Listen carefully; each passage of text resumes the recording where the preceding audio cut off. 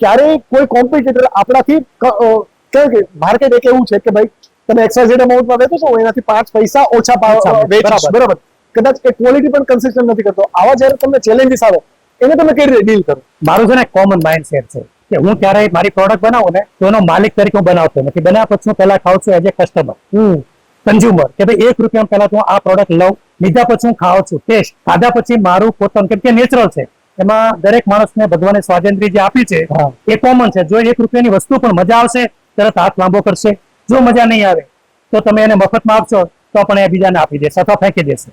તો મેં ફક્ત એક જ મારો તમે યુએસપી સમજો કે consumer satisfaction, emotional satisfaction, value for money. કે આજે માણસને તમે પ્રકૃતિ જુઓ ને સાહેબ, તો ₹2, ₹50, ₹100 આમ કોઈ કિંમત નથી, પણ તમે જ્યારે એને ખર્ચ કરીને કોઈ વસ્તુ લેશો અને ₹1 વસ્તુ પણ જો તમને ઇમોશનલ સેટિસ્ફેક્શન નહીં આપે તો તમે એ વસ્તુને ક્યારે પણ નહીં. નહીં તો ₹1 રૂટીન કોઈ વેલ્યુ નથી, ₹100 પણ વેલ્યુ નથી.